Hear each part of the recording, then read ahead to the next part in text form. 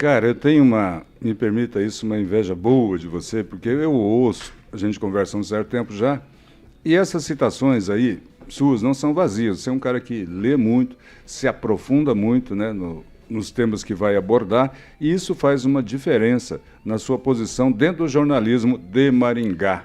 E é aí que eu já quero começar. Nós conversamos um pouco agora há pouco, para a gente falar sobre o programa, e hoje nós temos, Vitor, eu vi essas duas cenas, né? O entretenimento cada vez mais ocupando um papel protagonista no palco da notícia, né? Então, não basta apenas trazer a notícia, né, dentro do seu ponto de vista, mas aí você usa um personagem, você tem uma voz mais impactante que marca, você tem um cidadão mais eloquente, mais teatral. Nós temos isso em diversos veículos de comunicação nacionais. É estranho isso para você, que convive um pouco esses dois mundos, não? Eu acho que é assim, na verdade é bastante esquisito. Porque quando a gente está falando de jornal, professor, a gente tem algumas receitinhas prontas, né? Certo. Você vai falando enquanto eu vou compartilhando. Tranquilo. A gente tem algumas receitinhas prontas. A gente vai falar de reportagens. E daí eu vou lembrar que eu acho que talvez isso não começou necessariamente com a internet, né? Talvez a internet tenha dado uma propulsão nisso daí um pouco diferente, né? Mas eu vou lembrar, por exemplo, o CQC. O CQC era um formato de bancada de jornal, né? Tinha o Marcelo Tassi, tinha o Rafinha Bastos, tinha o Marco Luque, depois foi mudando. Até o Dan Stuba foi âncora ali, né? Foi o host do programa durante um tempo. Bem lembrado, o CQC. Né? O CQC, ele já vem porque, assim, você passa de um espaço em que o Pânico ele tomou a figura de repórteres, né, em duplas, que vai pra rua e faz aquela brincadeira. Aquilo ali é, assim, lazer, comportamento puro, não tem jornalismo naquilo ali.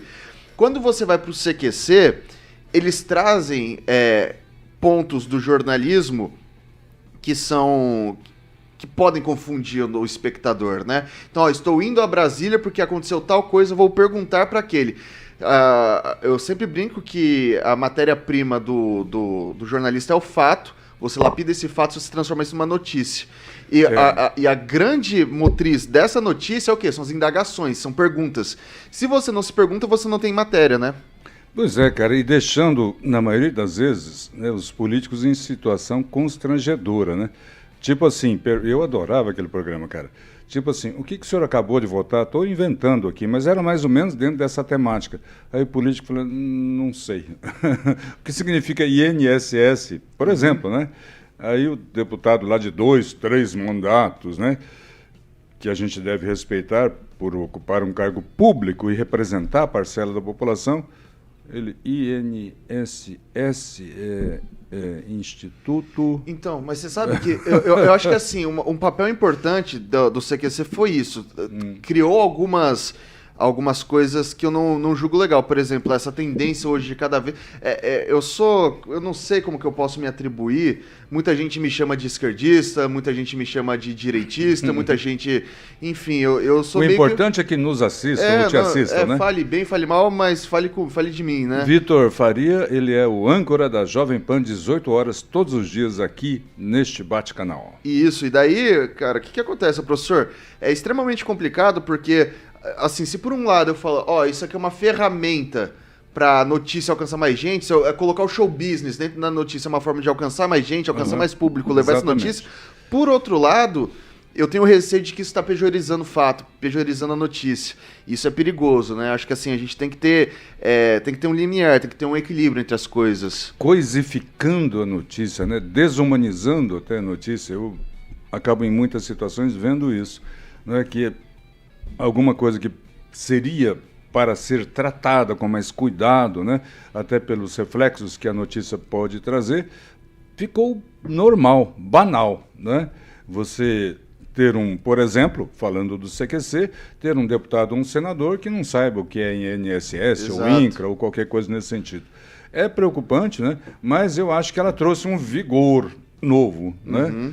no palco do jornalismo aqui no Brasil.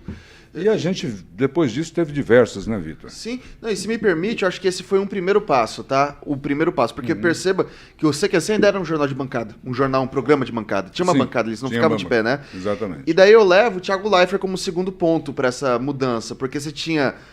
o esporte, ele era encarado e assim, é jornalismo, você tem um jornalismo esportivo, é importante, mas a forma como a gente conduz o jornalismo cultural e de esporte é diferente do jornalismo que você faz de política, economia, cidades, né? É algo mais leve. Você lembra das crônicas do Nelson Rodrigues, você tem formas de você fazer o jornalismo esportivo e o cultural. Crônicas de Juca Kfouri também, que eram deliciosas de Exatamente. De então, assim, são títulos, por exemplo, que a gente chama de estampa. Quando a gente fala de jornal, o título ele tem que ser, isso você aprende desde a graduação, o título tem que ser no presente, tem que ter um verbo e tem que ser na ordem direta, né? Professor Akito convida Vitor pro Gole de Prosa. Isso é um título, né? Agora, do Hard News. Agora, cultura e esporte, você não precisa disso. E o Thiago Leifert, né? Antes do Thiago Leifert, você tinha o Globo Esporte com bancada.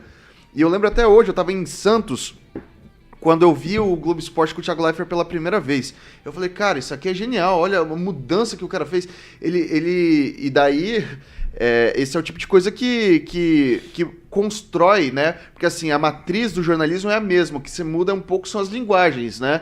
A gente teve um caso recente lá do Monark, por exemplo, em que ele fez aqueles comentários e depois foi cancelado na internet, tudo isso. Só que o Skylab, que é um cara que, assim, às vezes as pessoas não levam muito a sério, o Skylab falou assim, cara, você tem que ter responsabilidade, você fala aqui porque você está alcançando muita gente. Daí ele falou, não, isso aqui é só conversa e tal. Falou e deu todo esse problema. Então, assim, se antes a gente tinha simplesmente o rádio, agora a gente tem também podcasts, se antes a gente tinha telejornais, a gente tem youtubers, e cada um no seu quadrado. Eu acho que uma coisa não exime a outra, são linguagens diferentes para a mesma coisa. Você sabe o que me preocupa? É o seguinte, olha, nós temos aqui essas notícias chegando ao brasileiro. E, infelizmente, o brasileiro, vamos falar em termos de média, né? A média do brasileiro não é acostumada a se aprofundar em pesquisar sobre algum assunto. Ele recebe a notícia e, de repente, ele assume como verdade de acordo com os valores com os quais ele é construído. Vamos trocar em miúdo. Se fizer uma prova aí do Enem em toda a população brasileira, vai dar menos que 5. Né? Muito menos. Eu acredito que sim. E em grande parte da população. Isso é uma coisa que me preocupa. Está entendendo? Porque, Vitor, você, com essa liberdade que nós temos hoje em redes sociais, né, com todas as versões acontecendo, às vezes uma versão mais bacaninha, né, mais bem construída, humoristicamente até falando, né, mais bem construída no sentido de ser mais apimentada, acaba impactando mais, e aquela versão apresentada no meio desse contexto humorístico ou apimentado acaba propagando mais. Não é? Você sabe que, daí, me desculpe, porque raramente eu sou entrevistado, então se eu falar demais pode me cortar. Eu estou acostumado a outra. O convidado manda. Eu sou, né, das antigas, eu sou conservador, o convidado manda. Isso que o senhor falou é extremamente interessante, porque não se discute isso de hoje. Pra você ter ideia, eu não sou um estudioso de comunicação, mas eu estudo um pouco de comunicação. E tem um livro do Schopenhauer que chama Arte de Escrever. Nesse livro ele fala que o jornalismo ele vai acabar com a língua alemã. E por que ele fala isso? O jornalismo vai acabar com a língua alemã porque vai ficando cada vez mais simplista. Vai simplificando demais a língua. Ele defende em alguns trechos do livro, inclusive, que se retome o latim para fazer algumas coisas, que é para não pejorizar. E daí, quando a gente está falando de jornalismo, isso foi se simplificando demais. A ponto de a gente ter discussões, não tem como ser mais simples que o jornalismo. Porque o jornalismo é o seguinte, se a pessoa lê o título, ela tem que saber do que se trata. O título ele é pensado para o hard news, para a pessoa entender do que se trata. Então, o exemplo que dei há pouco, né?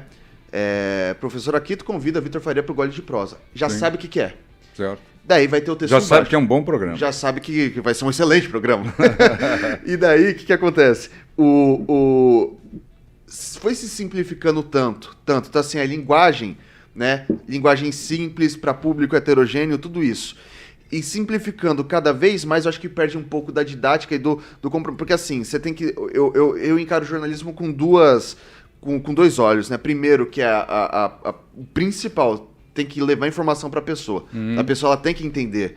Mas o jornalismo ele também não pode emburrecer a pessoa. Simples não quer dizer que tem que ser burro, entendeu? E muitas vezes eu vejo construções que são burras. Por exemplo, na minha visão, isso daqui é minha opinião, você Claro. pode concordar, pode não concordar, Claro. esse lance de listas, que é um lance meio BuzzFeed, notícia, né? 7 pontos de Maringá que tem, sei lá, alguma coisa, né? Sei lá, um bolo gostoso.